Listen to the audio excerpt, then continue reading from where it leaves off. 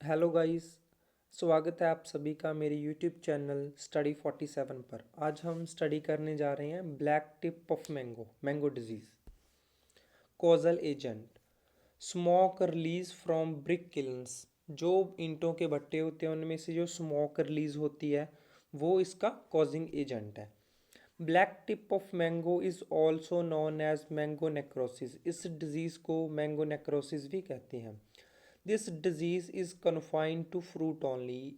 ये डिजीज़ सिर्फ फ्रूट पर ही होती है। जैसे पिछली डिजीज़ के बारे में हमने पढ़ा, सिट्रस कैंकर, वो फ्रूट पर भी होती थी, लीव्स पर भी होती थी, ब्रांचेस, ट्विंस, थॉर्न्स, सभी जगह पर होती थी, लेकिन ये डिजीज़ सिर्फ फ्रूट पर होती है। As the fruit mature their tip become a premature. जैसे जैसे फ्रूट मैच्योर होने वाली स्टेज में चला जाता है तो उसकी टिप उसके फ्रूट के मैच्योर होने से पहले मैच्योर हो जाती है। Pulpy and develop large dark brown spot which gradually harden. जो नीचे वाला डिस्टल एंड होता है वो पहले मैच्योर हो जाता है और डार्क ब्राउन कलर में हो जाता है, जैसे कि आप इस पिक्चर में देख सकते हो। This disease has been reported to be occurring in orchard in the vicinity of brick kiln in West Bengal, Uttarakhand and Bihar. सबसे पहले कहाँ पर रिपोर्ट हुई? बंगाहा, वेस्ट बंगाल, उत्तराखंड एंड बिहार। जो ब्रिक किलन है ईंटों के भट्टे के नज़दीक। Maximum distance is 100 yard. कितनी डिस्टेंस होनी चाहिए इस डिजीज़ को प्रिवेंट करने के लिए ब्रिक किलन से? 100 yard.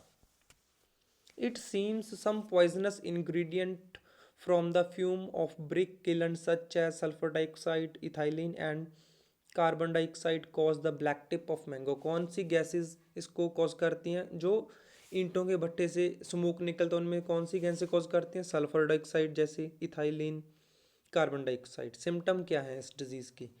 This disease is characterised by necrosis at the distal end of fruit. जो इसका डिस्टल एंड है वहाँ पर एक ब्लैक स्पॉट हो जाएगा बड़ा सारा। This the first symptom is the development of small etiolated at the distal end which gradually spread, turn nearly black and cover the tip completely. कैसे डिजीज़ होती है? जैसे फर्स्ट में डेवलपमेंट में एक स्मॉल इट्योल होता है एट द डिस्टल एंड, छोटा सा धब्बा होता है। विच ग्रेजुअली स्प्रेड, वो धीरे धीरे फैलता रहता है। टर्न नियरली ब्लैक, वो ब्लैक कलर में हो जाता है एंड जो उसकी टिप होती है उसको पूरा कवर कर लेता है। The tip is flattened with outer skin turning hard and sunk. जो उसकी आउटर स्किन है वो हार्ड एंड संक्ड हो जाती है। The inner portion is soft and yield a dark brown liquid due to rotting. जो इसका इनर पोर्शन है वो सॉफ्ट हो जाता है, पल्पी हो जाता है। Yield a dark brown liquid due to rotting, मतलब जो बाहर से ब्लैक हो जाता है वो अंदर उसकी रोटिंग हो जाती है, मतलब गल जाता है, अंदर से स्मेल आती है।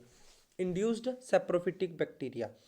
The disease completely occur when the fruit are 6 to 8 week or when they are reaching at maturity stage या ripening stage। जब फ्रूट 6 to 8 वीक का हो जाता है या मैच्योरिटी स्टेज पे होता है तब ये डिजीज़ अकरिंग में आती है। In 1940 the disease was most common in the orchard. 1940s में बहुत कॉमन थी। In the vicinity of brick kilns के नज़दीक।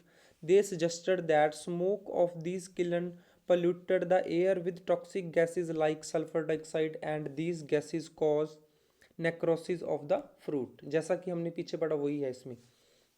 Later in 1960 it was reported that boron was deficient in the mango fruit exposed to brick kiln fume। 1960 में study हुई कि जो brick kilns के नज़दीक हैं उनमें बोरोन की डेफिशिएंसी है। Spray of borax at the rate 3 to 4 kg in 500 liter of water at an early stage of fruiting reduce the disease incident। अगर हम इसकी स्प्रे कर देते हैं बोरोन की 3 से 4 किलो 500 ग्राम पानी 500 लीटर पानी में तो इस डिजीज़ का इंसिडेंस काफ़ी कम हो जाता है। 1 or 2 spray were recommended for good yield. 1 से 2 स्प्रे करनी चाहिए इस डिजीज़ को कंट्रोल करने के लिए।